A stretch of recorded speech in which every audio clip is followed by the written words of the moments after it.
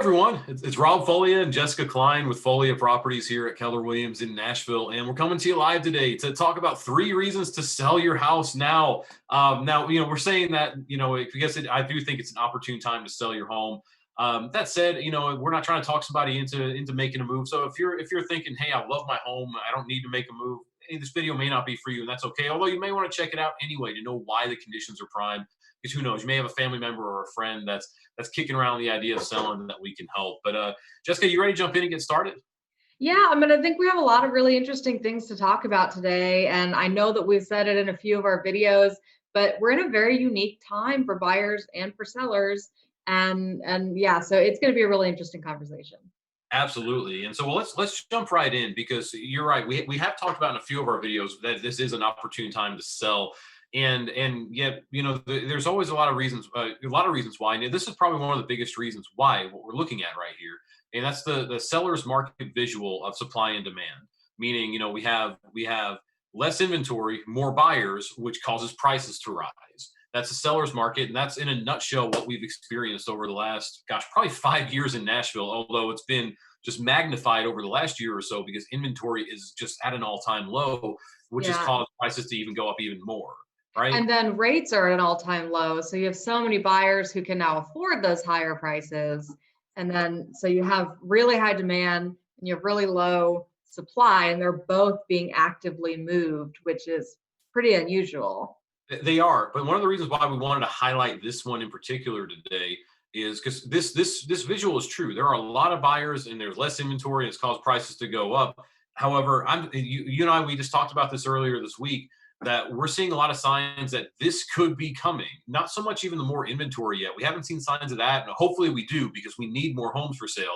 There's a shortage of that, but that's causing some buyers to pull out of the market. And that's what you and I were talking about earlier this week, that we've had a handful of buyers over the last month or so that have just said, hey, we're not seeing anything at all available. They're qualified, they're pre-approved buyers ready to buy homes, but they're saying, hey, we're not seeing anything. We're seeing one home here or there, but it's just not enough. So they're extending a lease or they're deciding not to move. And that's understandable. It absolutely is. But that's going to cause a shift from this to this. That's going to cause a shift from more buyers and less inventory to, at the very least, fewer buyers and less inventory, maybe fewer buyers and more inventory if that's how the market ends up going today or this year, excuse me, which I believe it's going to happen, right?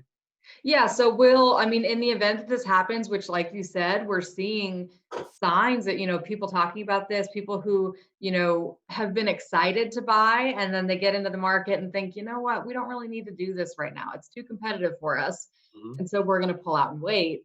And so in the event that that happens, which it seems like it will, prices are going to go down, days on market is going to go up, and it's just going to be a less exciting time and a more difficult time to sell your home Exactly. if we wait for that change to happen. Oh, exactly. Because again, conditions are prime right now. As a seller's market, conditions are prime. I mean, if you have a cookie cutter home, like a subdivision home, it fits the needs of a lot of buyers. Gosh, a day on the market, and we're going to have multiple offers. If you have a more unique home, like I'm going tomorrow to talk with some clients about listing their property on a couple of acres, a little bit outside of town. It's going to be a great home to sell. Even that home, which in a normal market would probably take, even priced right, a couple of weeks to go under contract. I knock on wood, priced right, I could see this home going under contract in a couple of days. And so its conditions are prime, is my point, and that they're not going to last like this forever. So that's reason number one. We know conditions; they're in a phenomenal spot.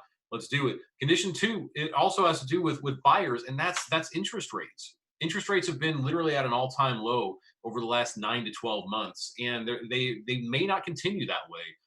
We're going to get into the third issue here in a second, and that's economic volatility.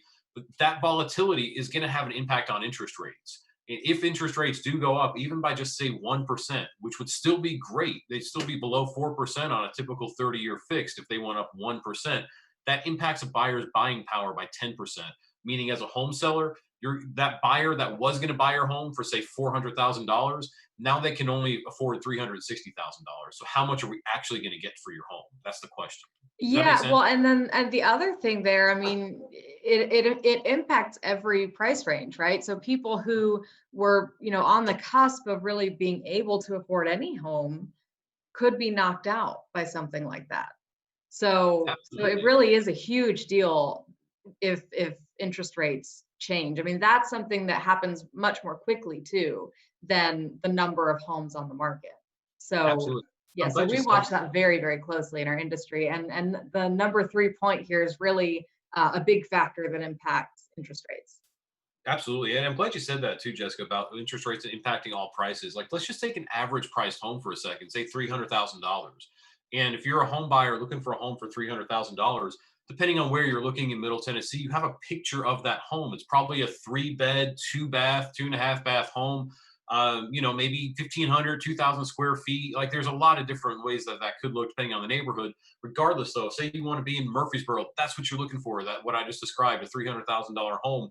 Now, if you can only afford, say, 260, 270 because rates have jumped up, that, if prices haven't gone down yet, you might be on the sidelines. You might say, hey, I don't want a townhome. Hey, I don't want an 1,100 square foot home. I'm just going to wait. That's how we shift from this to this, because that's another way fewer buyers show up. And that's what causes more inventory. So just to kind of put the pieces together, because I can't tell you how many real estate agent friends that I've seen on Facebook posting saying, I don't have any homes to sell my buyers. And it's almost like I can hear the panic in their voice because they don't have a way to help their clients. And that's reason two, because we need to, what I'm getting at. I don't want to ramble on that. But let's jump to reason three. And that's that economic volatility. And I think Jessica and I are both going to say, as I'm bringing up this a quick Google search of GameStop stock, that neither one of us are experts on the stock market. So I'm not even going to pretend to be one as we're talking here. And yet, what I do know is that when I start seeing extreme volatility in the stock market, I know that can very easily transition into the real estate market. One of our awesome lenders, he's always telling me that interest rates, just to jump back to interest rates, are impacted by the 10-year bond market. There's a lot of things that are going to impact interest rates and people's money in general. The stock market is one of them. And if we continue to see volatility in the market like we have this week, it's likely we're going to see volatility in the real estate market too. And that's going to change us from this to this. It's just going to happen. So again, three reasons to take action: prime conditions, low rates, and the uncertainty that's coming up. We know what we're looking at now. Take action now. Yeah, for sure. And I mean, like you said, neither of us is an expert in the stock market, and neither are most people. And so the way I like to look at it, if the stock market or really anything on the national and world stage is volatile, people hesitate, and that causes kind of a stall in the market. So that's just, yeah, absolutely. Everything you said, I 100% agree with. It's we don't really know what's on the horizon. We know right now it's a great, I mean, everything is prime condition to sell your home. So we just want to make sure everyone knows that now, so that when things change, it's not really an if, it's a when. The when Mhm. things change, you're not behind the eight ball if you really intended to sell during good market conditions. Exactly, because it's, and again, neither one of us are experts on this stuff, and so I'm sure there are people watching our videos that know more about the stock market than we do.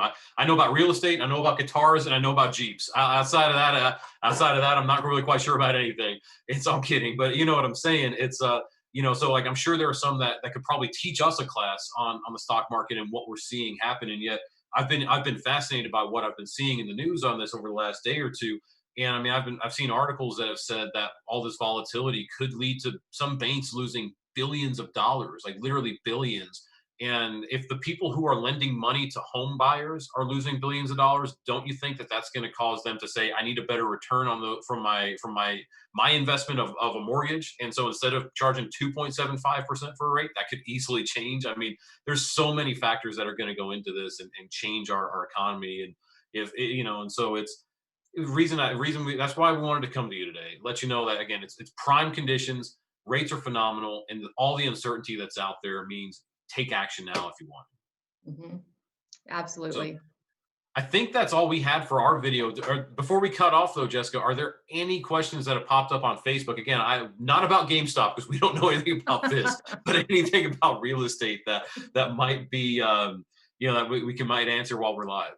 I'm not seeing any questions. We do have a like from Katie back. Hey, Katie. But Awesome. Well, again, I mean, if you see this video at any point, feel free to leave a question or a comment, and we will absolutely get back to you on it. Absolutely. We're grateful for all that. Check out our videos. We're grateful to help y'all. So if you need anything, give us a shout. Info at Folia, Foglia properties.com. So that's info at foliaproperties.com. You can reach out to us directly, 615-591-5665. We're here to help, even if it's just simply to answer a question or maybe provide direction. We're happy to be a resource. Absolutely. Thank you guys. Awesome, y'all. Thank y'all. See you next week.